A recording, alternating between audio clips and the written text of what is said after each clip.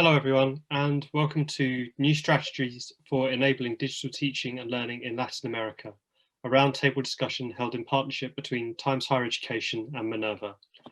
My name is Alistair Lawrence. I'm the Special Projects Editor at THE, and I'm very pleased to be chairing this event. The pandemic has prompted some major changes in both curricula and teaching strategies throughout Latin America. The region shares global problems such as internet connectivity and access spaces to work, but it also now has an opportunity to establish itself as a global force in higher education in the coming years, thanks to the democratizing effects of technology and the changing ways in which universities are collaborating with industries, government, and each other. Innovative learning programs like the heart of the Minerva Project's offering, and joining me today is Sharan Singh, its Managing Director for Strategic Partnerships. Before we start the discussion, I'd just like to ask if everyone can just drop in the chat box in Zoom their name and their institution, because I think given the format, it's the easiest way for us all to get introduced quickly. We aim to have a free-flowing discussion over the course of 1 hour, and there'll be a summary article available and an on-demand version available if you'd like to share it or access the material after the event. There are a number of pressing topics that we can talk about today. And the points for discussion, we initially wanted to start off by speaking about promotive active learning and hybrid learning and competency-based learning, and building this into part of every university's digital transformation. We'd be very interested to hear from any of you about how you've started to redesign your curricula in the past few months and what the challenges have been, what the major accomplishments have been, and what you anticipate happening in the future. I don't know if anyone would like to get us started on that. Ron, perhaps we could come to you first. Sorry, could I go? So I've got a little technical difficulty here. If you could come back to me, please. No problem. No problem. Denise, maybe can we come to you? First of all, I would like to thank the invitation to be here with you today to talk about new strategies for enabling digital learning and digital teaching and learning in Latin America. And now in the Federal University of Rio de Janeiro, we are 100% remote teaching. What is really difficult for us, it has been really difficult last year for all the students and the teachers, because we were not habituated to remote teaching. So it was a big change. We are adapting ourselves and things are going quite well. But now we have a big challenge, that is the practical part of teaching. What is very important for the majority of courses in the health area, because they need to acquire competence, not only knowledge. So we are now facing this big challenge, that is the return to some practical activities face-to-face, even during pandemic. So for us, for me, the rector of the Federal University, the biggest Federal University in Brazil, it's a great pleasure to be here today and to have the opportunity to talk to you about all the difficulties and all the different ways we are dealing with these challenges. Thank you very much. Thank you, Denise. David, if we come to you next, I see you've got your hand raised. Also, if anyone would like to do that over the course of the discussion, it obviously means that I can see that you've got a point to contribute, so please feel free to do so. David, if you'd like to perhaps tell us about what you think some of the bold steps universities need to take now in order to keep pace with the way that teaching and learning are changing. Yeah, sure. Thank you.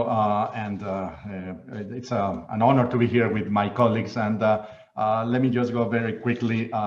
Well, of course, the pandemic came and struck all of us and changed many things that we were doing, and things that we thought that we were not capable of doing. We are now doing it.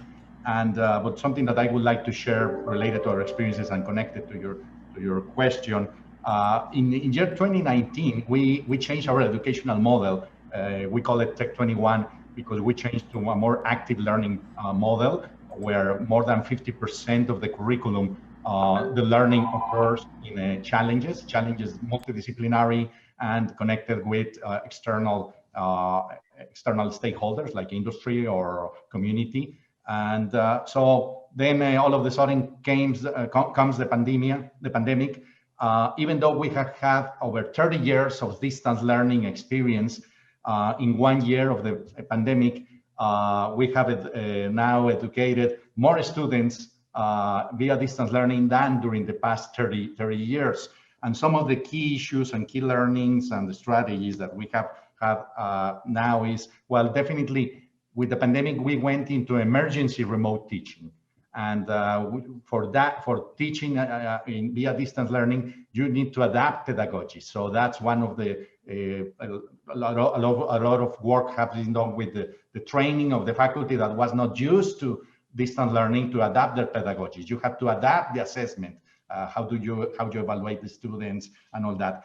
And then we realized that it was not enough to just try to bring courses into the homes of the students, but you need how can you actually bring the university experience via distance learning. And what I mean is a university experience is a very social experience. It's a very an experience where the students grow not just intellectually, but also emotionally, socially. And for that, we had to implement parallel programs on top of our curriculum to try to engage the students in these aspects. One of the key elements that I think that we will need to, that we are now facing and that we will require more attention in the future, it has to do with the emotional and mental health of the students in an environment like this.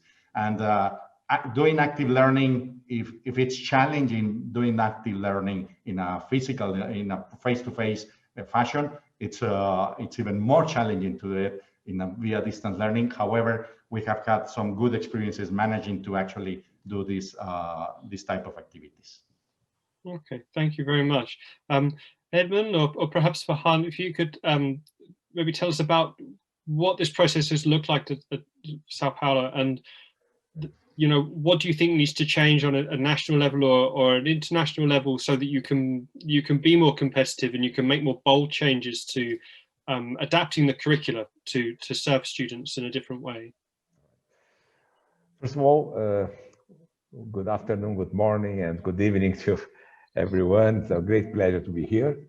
First of all, I have to point out that University of São Paulo and also University of Campinas, Marcelo is here, UNESCO, we are not newcomers in this topic because we used to help with give academic support to the virtual university of the state of São Paulo. However, although we have been working with virtual university for the last decade, it was not usual to let's say to internalize, to put internally at university this knowledge. So 2020 was a very important time to change all of our approaches and to try to use all of this expertise inside the traditional universities. Let's say, so we have the expertise, but we don't use to apply this expertise at the university. Then you mentioned what's going on then. First of all, that we realize, and Marcelo then can give further information. We realize that we can improve our teaching dramatically using these new tools. And at the University of São Paulo, we decided the provost from undergrad studies. They realized that we can let's say encourage this type of approach. First of all, we are as University of São Paulo is a very large university. Let's say we have 3 medicine schools, we have medical school, we have 3 engineering schools, we have 3 dental studies schools.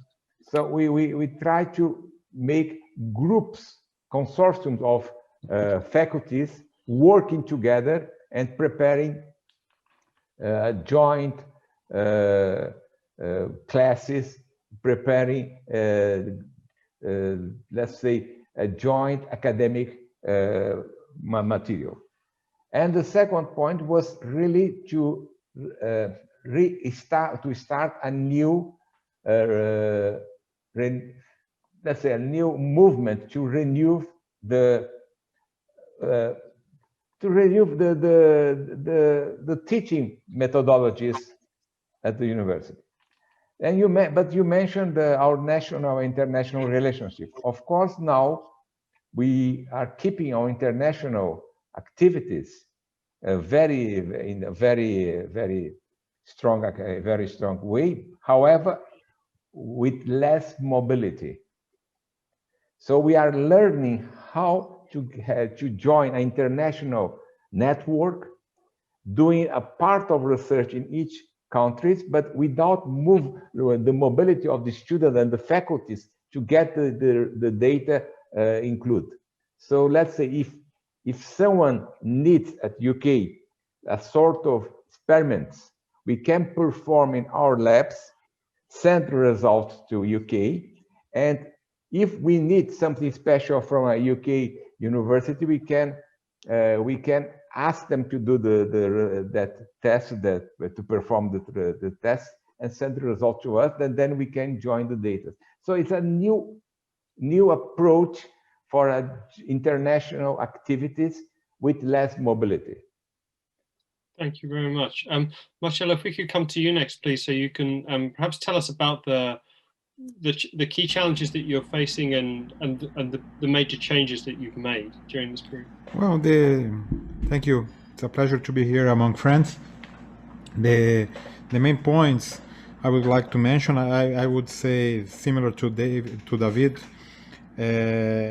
are the other dimensions, not only the content, that we can provide by online teaching or remote strategies or wherever, but we face that there is an important component of the academic environment that we must address, and this is fundamental in the case of public or large research-oriented universities, where the engagement of the students is a fundamental and a key factor for their formation, and also another dimension that we didn't mention yet here is the research dimension that is fundamental, and this research dimension in the case of the pandemic, and it will be strongly affected in the next few years in many ways that we can eventually discuss further. But in this case of the pandemic, we are in our case we are really worried now with this other dimension of the university, together of course with the cultural dimension here in Latin America. The what we call extension or the cultural activities, outreach activities are fundamental for the sake of the university, and these are strongly affected as well. So there are many dimensions other than just thinking about or remote teaching or whatever that we should consider, and we are trying to develop and use as much as possible the strategies. But in my personal opinion, we are facing a period right now that I call the survival mode. We are in survival mode, trying to survive this pandemic and this situation, and let's see if we can breathe again in the near future. But nowadays, I cannot even have energy, or we cannot even have energy to develop further strategies in the middle of this everyday a novelty and a problem that we have to face. So this is mainly my feeling right now. We are really in this so-called survival mode. Absolutely, yeah. I mean, this certainly tallies with several perspectives I've heard speaking to university leaders all around the world in the past 12 months. Jose, if we could come to you next, and then Ron will come to you after that. Jose, I'd be interested to hear about your institution's specialties and how they're being affected by the pandemic. Okay, then I'm the Associate Provost for International Affairs at São Paulo State University, third state university. You had Professor Varhan and Professor Nobel from the two other universities. I'm sorry, but Professor Barretti, who is the president, is just managing a university council today, and he could not be here. Then I'm here to talk a little bit about UNESP. Just to our colleagues, to give you an overview about the university, we are a little bit different from the two other state universities. We are present in 24 different cities in the state of São Paulo, all around the state of São Paulo.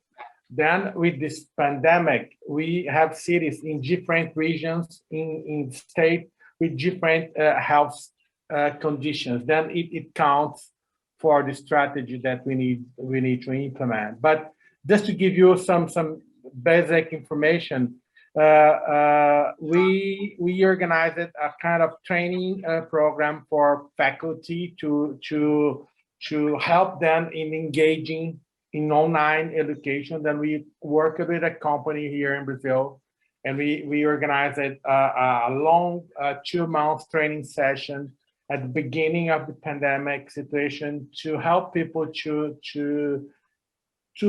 work better in this online classes.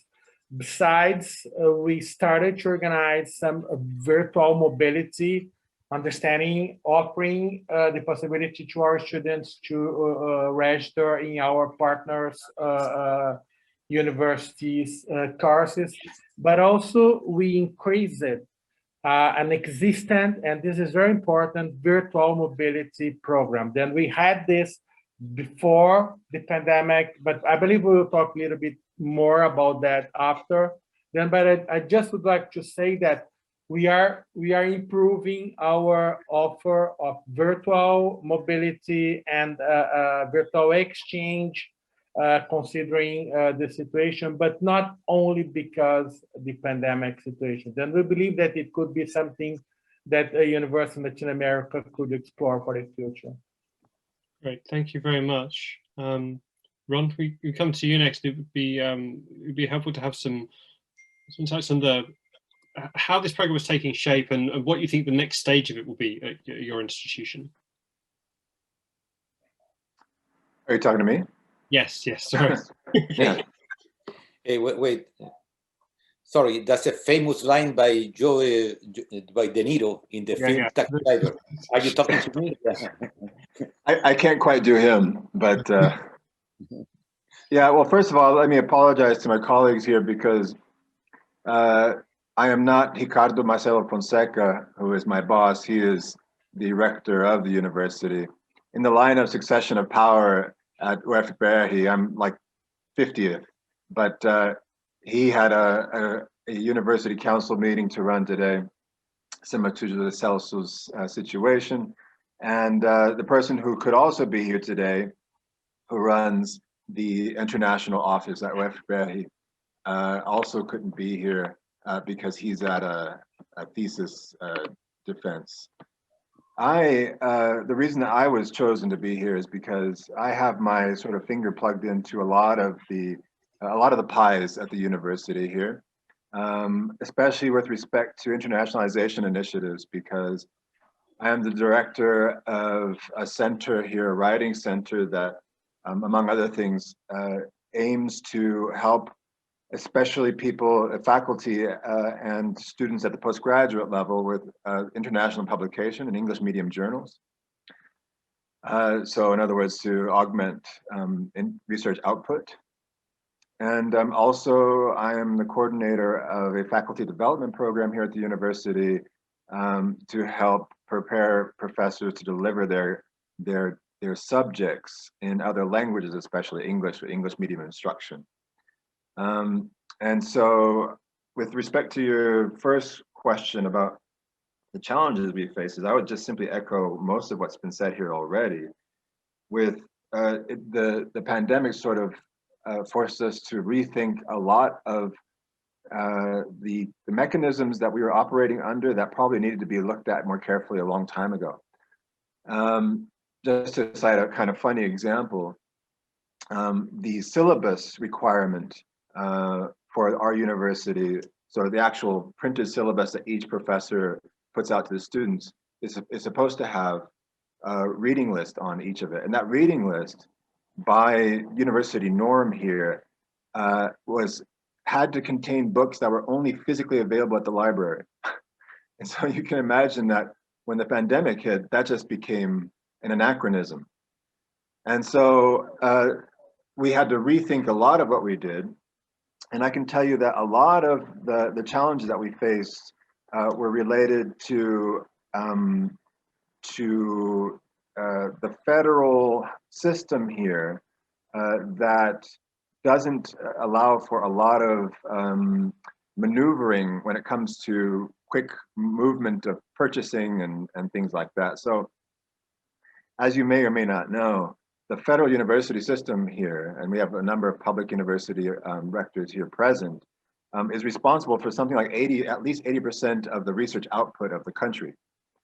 At the same time, since the university system here is also fully subsidized by the government, in the case of USP in the state, in the case of my university by the federal government, it means that they put pretty tight controls over the amount of time each student can spend at the university. So at the undergraduate level, students are only meant to be able to spend 4 years maximum and for completion of their degrees. If not, it starts to hamper the budgetary models. Now, obviously with the pandemic, that put a wrench in the works because a lot of people couldn't. For example, as Professor Denise Carvalho pointed out, courses like medicine, where you have technical classes, field research that you have to conduct, for example, agricultural agronomy science, they weren't able to do that, or at least not as much. And so that set back the timetable for a lot of the students. I know that a lot of my own doctoral and master's supervisees, they weren't able to collect data, which they were supposed to be collecting during the pandemic because it involved, for example, classroom observation. And they weren't able to do that, which means that they too are causing a deleterious effect on the budget models of the federal government. All of this in the backdrop of a system in which sometimes traditionally there's been a lot of resistance to the incorporation of technology. And so to draw a comparison, in the same city where I am, Curitiba, Brazil, there's another university, which is a Catholic university, which is a private, it's a university in which students pay tuition. That university uses as a standard Blackboard, a virtual learning management system. And so the transition to online classes was relatively smooth. Students were, both professors and students were able to transfer their learning to mostly 100% online environment. Whereas with us, the vast majority of the professors, even though they had access to a Moodle system, had never used it, had never received training in it, as contrary to what their colleagues at this other Catholic university did. Students, many students, even if professors, even if they were able to transfer their classes to synchronous, asynchronous teaching using a virtual learning system environment, there are many students that wouldn't have the equipment. And so again, in contrast with private universities that were able to immediately either have computers on hand to lend out or make purchases, that did not happen here. It took a while. We finally were able to secure computers for students and internet packages for students to use. So what I would say is that where we stand now is that there was a really kind of painful baptism of fire into moving into the 21st century. Now, I think where our attitude is, let's make some lemonade out of these lemons. And so echoing what Professor Vahan said about internationalization at home as opposed to mobility, we are definitely on board with that. And I mean, as an example, immediately following this meeting, I have a meeting with Penn State and to talk about collaborative online international learning projects. And there's a definite change in the ethos that was very painful, I would say, for the first year. But I think now we're kind of looking at things with more optimistically going forward. Great, thank you very much. Soraya, I'd just like to say thank you for joining us. We're sort of partway through the discussion. We've just covered off sort of the main challenges at different universities that the leaders here today have told us about. Edmund, did you want to contribute to the last point? I was wondering what your overall view was on perhaps the biggest challenge still to come with changing the way that curriculum courses are taught. Well, thank you very much. Good afternoon, everybody. I'm very sorry that I'm a little late here, connections problems and everything. But it's very good to meet you and have the opportunity to share this information.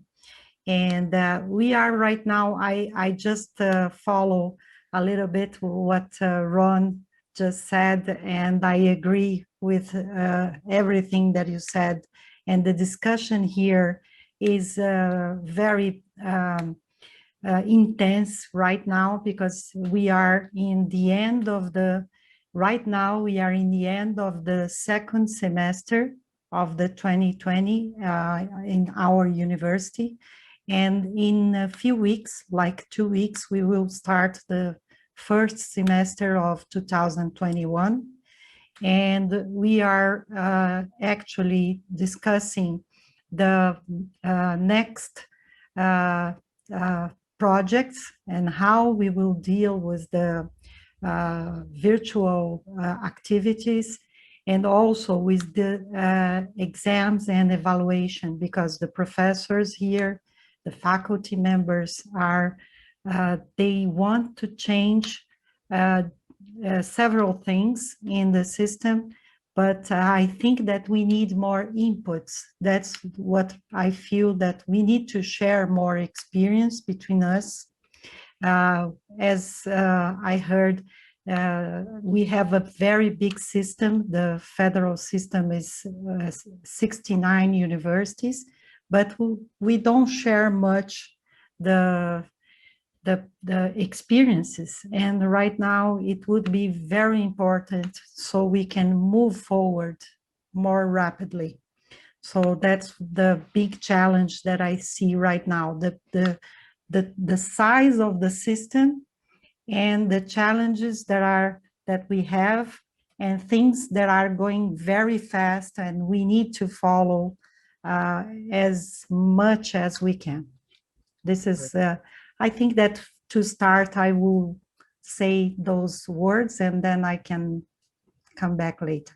Absolutely. Thank you very much. Sharan, I think this might be a good opportunity to come to you for comment. Just to Soraya's point about how knowledge sharing is a need to integrate it. We've also heard people speak about the need for comprehensive training, rethinking assessment, rethinking curricula, the constraints of the funding model in Brazil in particular. As Minerva has partners both across the region and around the world, how much does this speak to your experience of the conversations that you've had with senior leaders? Yes, thank you, Alistair. And it's a pleasure to be here with everyone today. It's lovely to see the big Brazilian contingent. I am Sharan, and I am responsible for our global ecosystem of partners at the Minerva Project. And I mean, everything that I have heard here today resonates with what we have been seeing and hearing over the past 12 months. Minerva is in a fairly unique position, and I think it's important to give sort of a 30-second overview of who we are as an organization to level set. So we're actually two organizations. We have the Minerva University, which is a young but very substantial innovator in the higher education space. And then we have the Minerva Project, which is a for-profit corporation that owns the technology and the intellectual property and whatnot. And I'm taking the time to explain that because, you know, a big innovation that Minerva made was on sort of the business model of education. It's an uncoupling, an unbundling of the things that are sort of jammed together in the traditional higher education space to allow for, ultimately, the agenda of our organization was educational reform. And and I want to distinguish that from educational disruption, because a disruptor comes into the space and disrupts and takes everybody else's business. And so there's a very aggressive and sort of, deliberate intentional agenda for claiming a sector.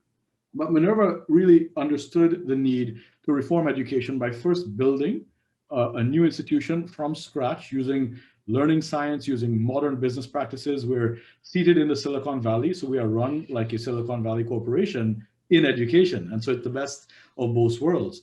But also not to sort of, reinvent the wheel, to really sort of start from scratch and ask difficult questions about what is the most effective way to transform education. And a big part of that agenda was, once we built and demonstrated the science, actually now share it via collaborations and partnerships. And something I've heard from all of you thus far is the transformation and the reformation will come via speaking with each other, sharing best practices, learning with each other, and eventually collaborating. And so in the context of all of that, I mean, I spend my days speaking with your peers around the world. I speak to rectors, presidents of universities, corporations, even secondary school institutions. And it's quite fascinating to see the journey of what has evolved over the past, let's say, 12 months alone. In the middle of April, May, I think a few of you said, crisis management, right? Survival mode. Rectors and presidents were waking up and saying, listen, this is caught off completely off guard, and I don't know what to do on Monday morning. How can you help? What lessons can you share? What support can you give me? And it was really this, survival imperative that was taking place because of the uncertainty. And then we saw, survival during that semester, and then the summertime hit. And there was a bit of a breathing space for those institutions that sort of ramped down and ramped back up. And then there was a realization that the pandemic is not short term, that is sort of longer term. So we have to have some kind of a substantial solution for the next 12, 18, 24 months.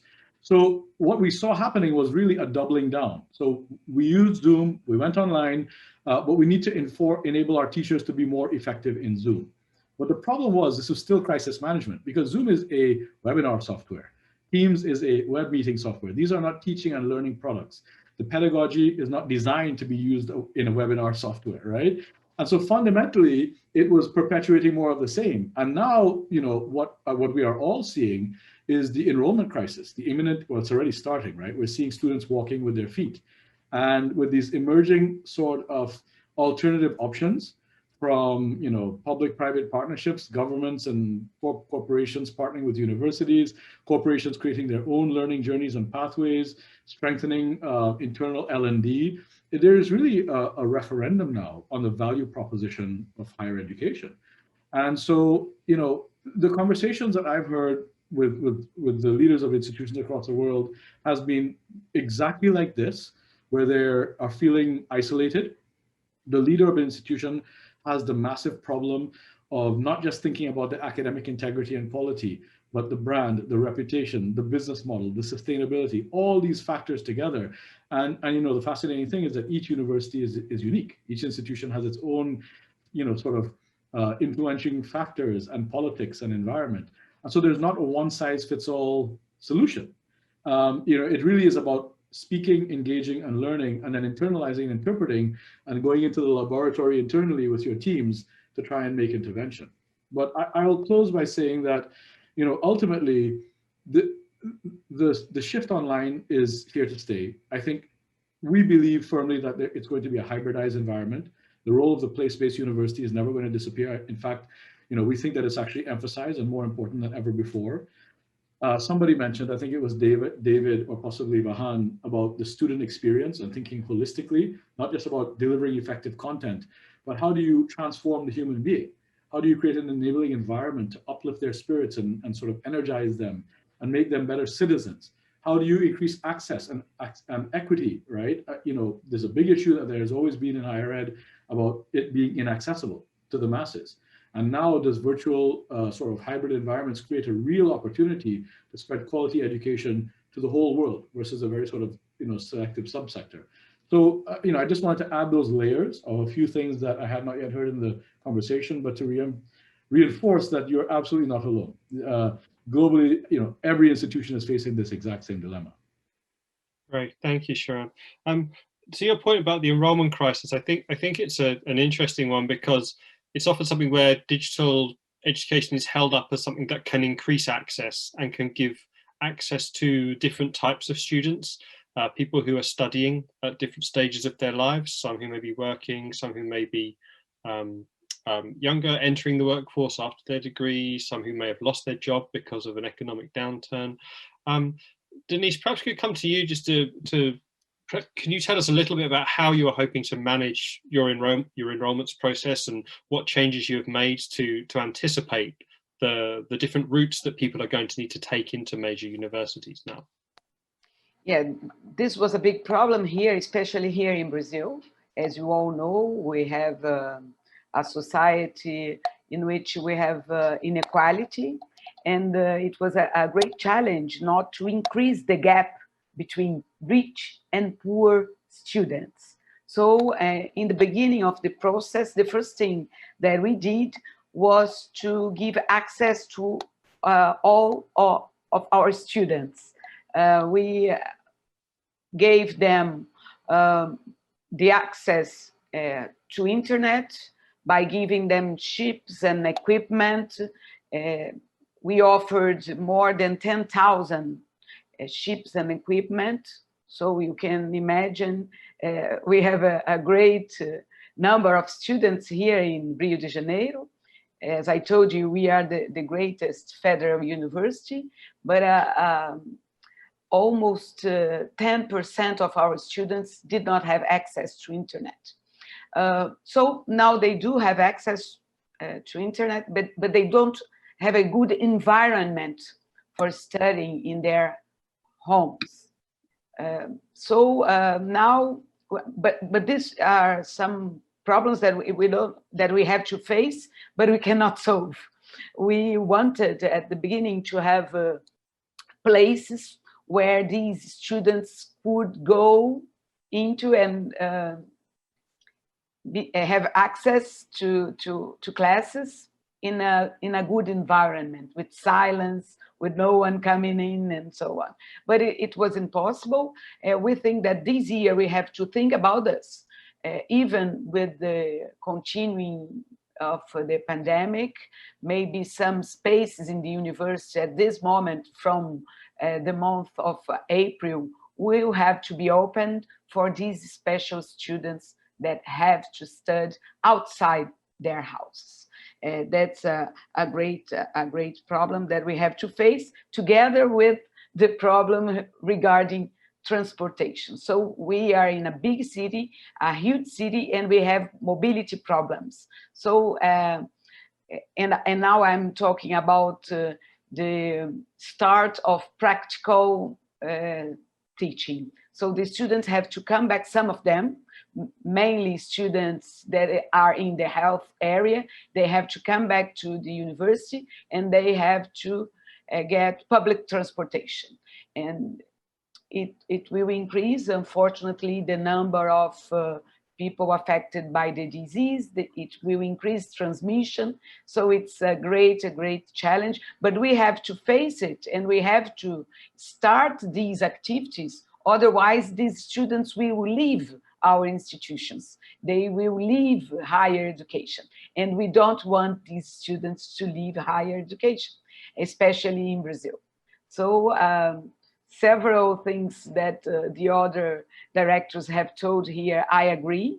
We have to think about a greater integration, a big network. Maybe students that live in São Paulo, for example, they should not come back to Rio. They could have their classes maybe in the University of São Paulo, why not? And our university will attest that this subject is okay, is all right for the Federal University of Rio de Janeiro. So we are a big country. We have students from all the regions of Brazil. And now I hope that these students the majority of them can stay at their houses outside Rio. That's what I think. Thank you. Thank you very much.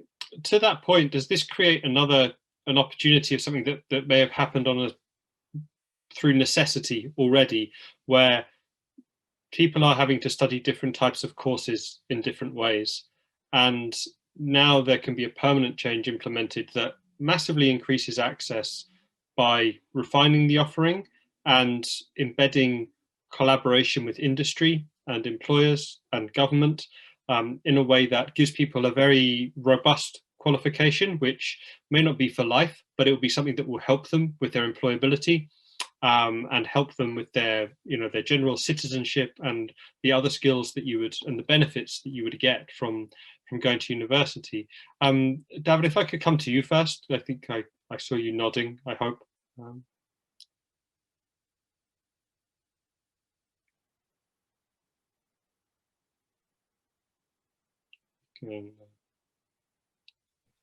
I'm not sure if you heard. I think no, David, sorry, could you hear me okay?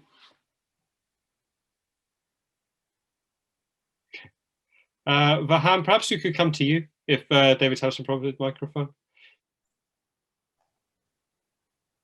Okay. Oh, David, sorry, you're with, okay, sorry. David, if we come to you first and then Vahan, that's all right. All right. I'm sorry. I was No, it's fine, it's fine.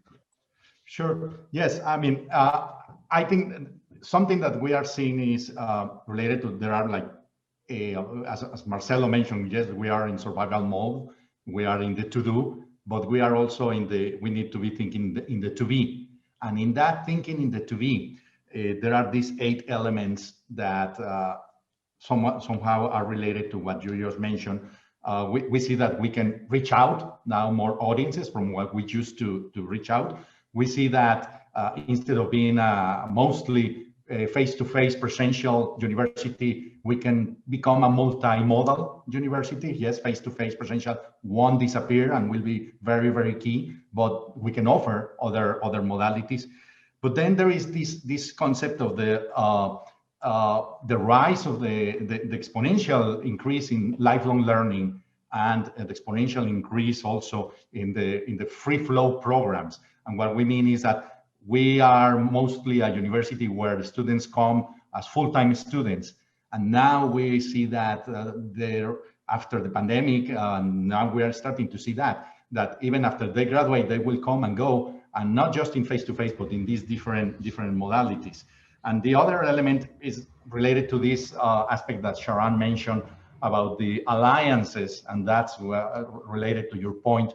Alliances with other universities and other institutions, where currently we say, hey, we can share, we can have cross-listed courses with other universities, and we can have international partners within the classroom very easily, and not just with other universities, but we can engage more easily with industry. So this aspect of the rise of the strategic alliances with other stakeholders that can contribute to the teaching and learning process, and even to the assessment and accreditation, certification of competencies, we see that as something very important.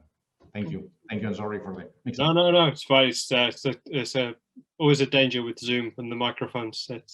Vahan, we can come to you next, and then I think Ron after you. Okay. All right. Alistair, that's true. I think that Marcelo and David is right. We are in the survival mode because you invited, and we are from research universities. As a research university, our major achievement is to provide education in a research environment.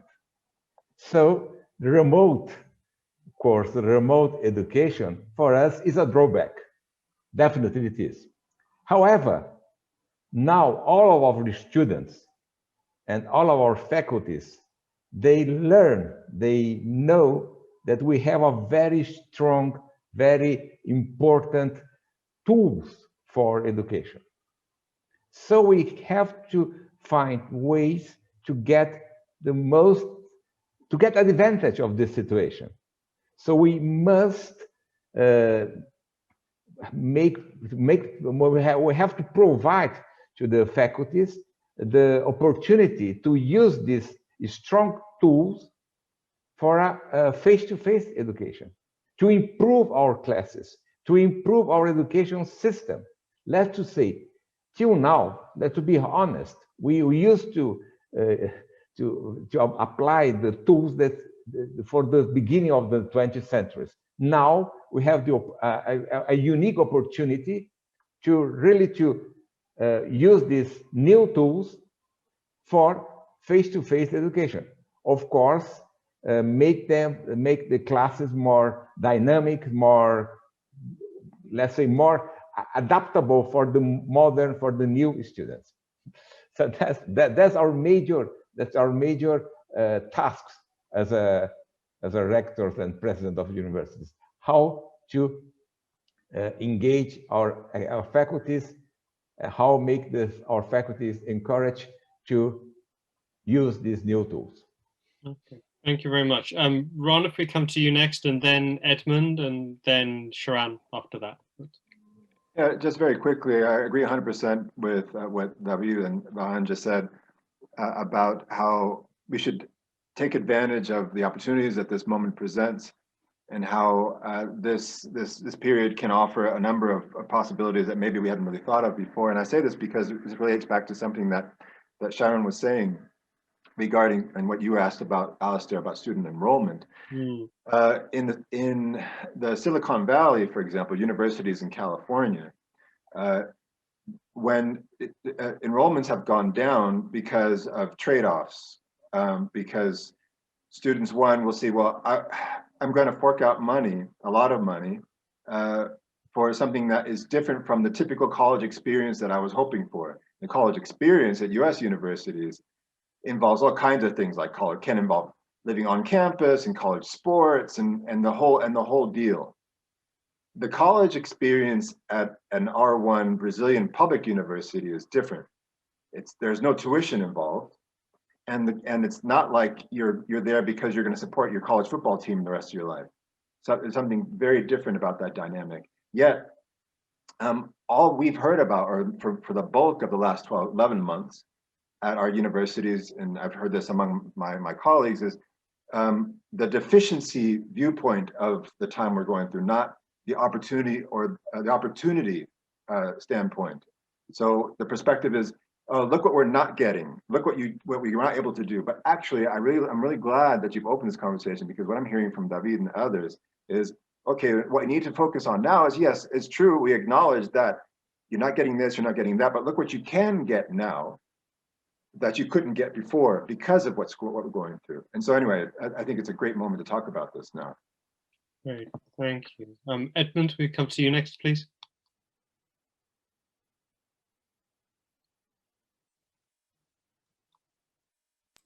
In fact, it's not Edmund, Ennio Vivaldi. Oh, your name is wrong, Ennio. Professor Vivaldi from University of Chile. Edmund Baccarat. I'm sorry. No. Sorry, my name is Ennio. Oh, I'm sorry.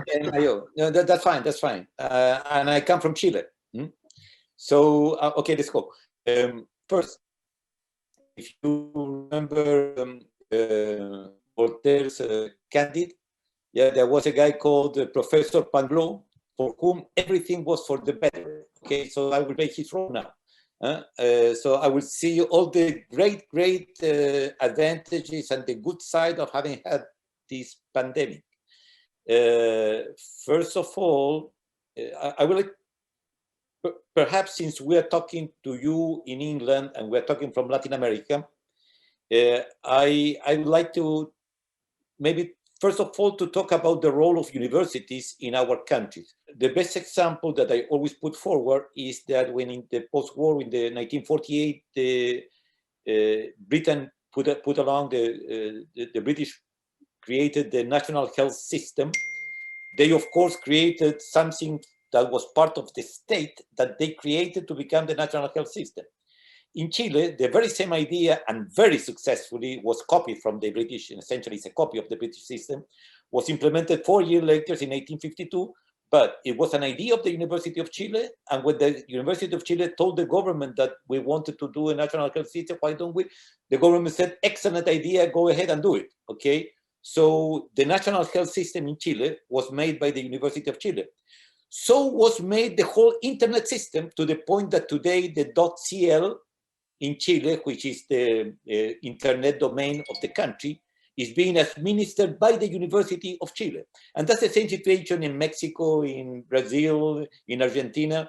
The role that universities play in the life of the country would be unthinkable for Europeans, Americans, or other places. I think that's something we have to stress, because in the pandemic, really what the university did from the PCRs, from modeling, from mental health to the country, I think is something that we should very, with a lot of satisfaction say the universities contributed to face the pandemic, perhaps as nowhere else in the world, proportionally, I mean.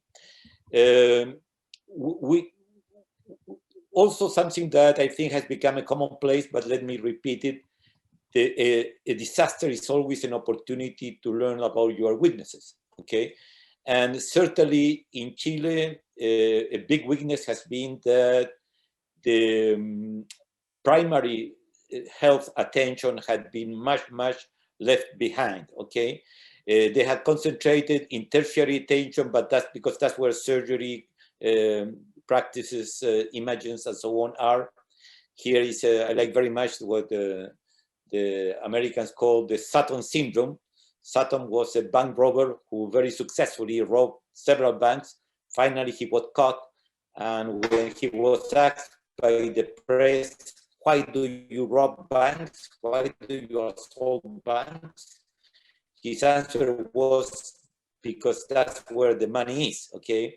In Chile, a lot of attention had been paid to tertiary health, and very little attention had been paid to primary care, okay? So unfortunately, our vaccination system had been somehow spared, so we had an excellent vaccination program going on these days, which we are very happy with it, okay?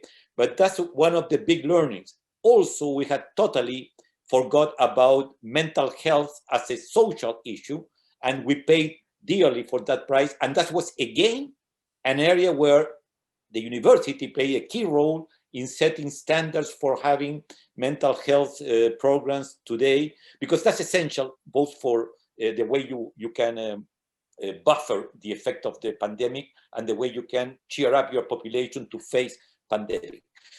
And sorry, I want to mention just one more thing concerning this issue is that a very big novelty was the contribution of people from the engineering, from the technological areas on modeling. That was a big contribution from the universities. You can model what happens if the students go to school or they don't go to school, what happens if you close this place, what happens if you forbid going from this area to this area and so on. And that modeling was a big contribution, not only to make decisions, but also to make people understand why those decisions were made. So that's the first thing I wanted to talk about, and how in Latin America, universities were present during the pandemic. And the second thing, of course, is what we learn about ourselves in our universities. I agree with everything that has been said here, and say that the fact that we are collaborating among universities, that had always been like that. That's essential to academic life, to scholarship, to science, okay? What happened that for the last decades, we had some silly ideas that competition would make us better. In Chile, it was a cartoon, okay? It was a joke of how they tried to make universities compete among themselves to improve themselves, okay? And finally now, nobody believes in that, and we are happy to become again a big family of institutions that interact and that collaborate among themselves, okay? But then, the other thing that we had to say, just as had been said here by Denise, we learned that we had 2,000 students that did not have a proper way to get, we have 30,000 to the population, so we gave chips, we gave tablets to all students just to ensure that it was equitable. I think another thing that I can emphasize is the fact that we also have to think about what is the essential thing we're going to communicate. So the core curriculum became much more relevant. It was a big opportunity to rethink about what was the key thing that we wanted to tell students when we had this limitation. We're going very successfully. I insist, in Chile, universities are the primum movens of all the informatics and technological information systems, okay? Incidentally, in the process, we, University of Chile, created the first vice rectory of information technology that we had in the country. And finally, of all the paradoxes, I think that themselves, and they are happy with what they do, and interact with the students in a different way. So very paradoxically, the fact that we cannot get together physically somehow put us together in a different frame, but there were much more interaction of how to do the course, what to teach, what is essential, what is not. And there was much more awareness of what the student needed, how to interact with them. So let me be a little bit like a person that the first time I read Candide, of Voltaire's Candide, I thought that Pangloss was the most ridiculous human being ever, because he was, well, actually Voltaire was doing a caricature of positivism and laughing at it.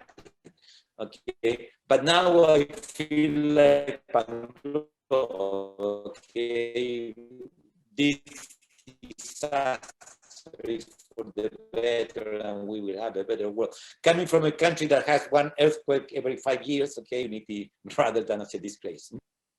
Absolutely. Thank you very much. And I'm sorry you had the wrong caption up earlier. We fixed it now for you. Sharon, we're a little bit tight for time, so I'm just going to go to Jose next, and then Soraya, and then perhaps we can wrap up with you at the end. Is that okay? Okay, I would like to stress one important point for me, that is, it is not a benefit, but it's a positive aspect, at least at UNESP. We have more professors that are ready to engage in online classes, in online activities. And it could be very useful for internationalization at home activities, like virtual mobility. And with this, I would like, because I believe all the public universities, Brazilian public universities here, are members of an association named AUGM, Associação de Universidades Grupo Montevideo. And for example, AUGM organized the first virtual mobility program, and we are starting to have virtual mobilities among our institutions. And this is something good that arises from this very sad situation. This is the first point. And I believe that one reason, there is not the reason, but it's one reason. Our faculty are more open to engage in online activities. The second point, also connected to internationalization at home, is the virtual exchange movie situations that we are having in Brazil. And I'd like to mention 2 points. We just created a Rede Latam Coil. If you Google it, you'll see Rede Latam Coil. That is a network of universities in Latin America. UNESP is the Brazilian member. The Brazilian I'm in the board of this association, and just created. We have more than 200 universities in Latin America that are members of this network. We are organizing in April the first Latin America conference on virtual exchange. Then there is a movement in the region about virtual exchange. At my university, for example, I am the former president of the Brazilian Association for International Education. Then at my time, we started to organize some events. And last year, we organized 5 webinars about virtual exchange. And we have hundreds of people participating, not only from Brazil, but also from other countries. At UNESP, for example, we had up to now more than 600 students, 30 disciplines, 7 partners in 10 countries, organizing virtual exchange activities. Then I believe my apologies, Jose Celso, for interrupting you. I just wanted to say I apologize to everybody here. I have another meeting right now that I'm supposed to be running. But I wanted to thank everybody for the opportunity and open the door for further discussion in the future. I wish you all a great meeting, and I do apologize that I have to go. That's absolutely fine, Ron. Thank you for joining us. Thank you. And I am finishing. So just to point out that I believe we need to think about internationalization at home, considering the involvement of faculty that we have because of the pandemic situation. Great, thank you very much. Soraya, if we come to you next, and then Sharon will Yes. Sorry, Yes.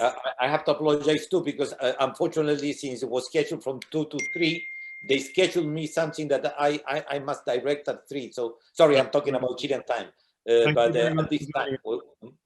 So I apologize, especially to Soraya. I'm sorry, but No, I was just going to say that I agree with you because about the mental health, but please feel free to.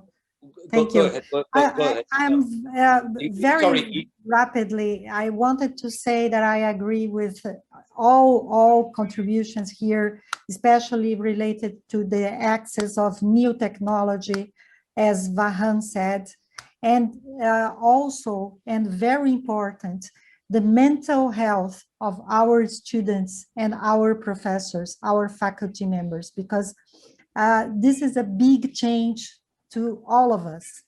And these changes are staying. They came for a long time now, and we are going to adapt and create new perspectives. And we need to find ways to listen to our students, to listen to our faculties, and then create new environments and new ways to continue. Of course, with the new tools, as Vahan said, this is great. We need to have this access to the new technologies, also in a humanizing way. So this is very, needs to be human. So we need to take care of our people. So that's all I wanted to end with this idea and this contribution. Thank you so much. No problem. Thank you. Enio, if you have to leave, it's absolutely fine. Yes, I apologize because I had this, but it would have been the first time in my life that I wouldn't have heard what women have to tell me. I always hear to that, very, very careful and pay much attention and do what they tell me. Okay. Thank you so much. Thank you so much for everybody. Thank you. Thank you, Enio. I'm sorry that Enio is leaving because I wanted to pick up and agree with a lot of what you said there, but we can always catch up afterwards. I think, I can bring it together by saying that I'm hearing, so many similarities and common challenges that you have within your region, but clearly there is an immediacy to the problem solving. It's looking at what needs to be done right now. And one of the values that I can bring in closing is to share some of where I think things are going in the future. So the one thing that I did not hear much of, and I know that this is more of a challenge, is, especially what we have, with the exception of our colleague from tech, state and federal universities, these are public universities driven by government funding and sort of national agendas, is, that is phenomenal. And these universities play a critical role in the development of each country and propelling the development. I came from the University of the West Indies before I joined Minerva. Some of you may know them. And we were a regional university driving the development of the Caribbean. But the challenge with that is that you always have limitations. There's always not enough funding. There's not enough faculty. There's not enough campuses, and you cannot do it on your own. And so whilst in the past, setting up the national university and creating satellite campuses and sort of expanding that model was sufficient, in the digital world, which we are now in, that is no longer sufficient. And therefore, there's a few things that are happening. The challenge we have is to create high quality education that is more pervasive, not just limited to people who can come physically to a site. So technology provides that opportunity.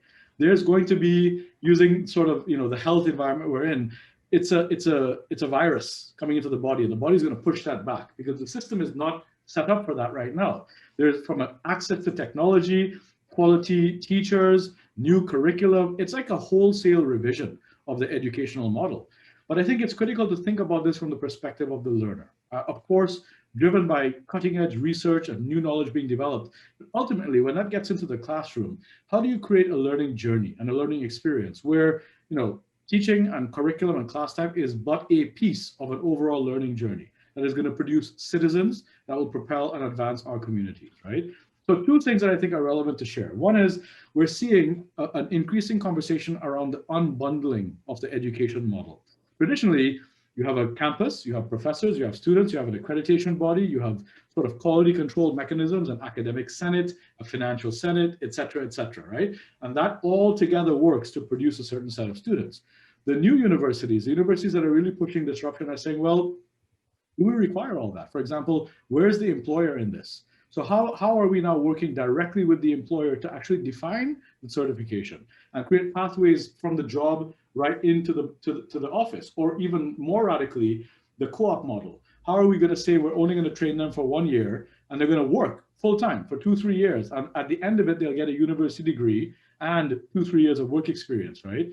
There are these interesting new models emerging, and one thing I have not heard much of today is the involvement of the employment sector, be it public or private. How are you getting them into your DNA of your institution? Because ultimately, for the consumer, the student, they're going to want to say, what is the pathway to gainful employment, to a better life, to a longer sustained career, right? I think the second very important thing here is the unbundling of the delivery model. Instead of having to do it all internally and fight for the best professors, it's a limited resource, right? It's a limited quantity. How can we now use technology to get access? So in Minerva schools, we have campuses around the world. We have 7 campuses, and we have professors in South Africa teaching kids in Hyderabad. And really, because you're operating in a virtual environment, you can afford to tap into resources on the instruction side, on the coaching side. There's so many organizations that are doing highly specialized, exciting new things related to education. And now institutions have an opportunity to become a consolidator rather than to do it all in-house. And oftentimes, quite frankly, to do it ineffectively because you're not specialized in that area, to work with specialist organizations and consolidate it and bring it together. And now you become an orchestrator and a concierge of educational experience rather than a deliverer of something that has to be too complicated. So I wanted to add those two things to the mix as we think about where to go in the future. Yes, we have to address the major challenges in front of us today, but as a number of us have said in this call, within that is a huge opportunity to reimagine what does education mean and how do we deliver it. So I hope that was helpful in sort of instigating some thinking and energizing the debate. And of course, myself and our colleagues from THE and others are very happy to continue the conversation. I feel if we had another hour, it would go very, very quickly. It's it's always the curse of when these things go well. But yes, I'm aware we're a little bit over time, but I'd like to thank you all again for joining us. Thank you to Sharon and Minerva for lending their perspective today. I've learned an awful lot from talking to you. It's been a real pleasure. I hope we can do it again. Thank you very much. Sure. Thank you. Thank you. It was a great pleasure. Bye-bye. Bye-bye. Thank you so much. Bye-bye. Bye.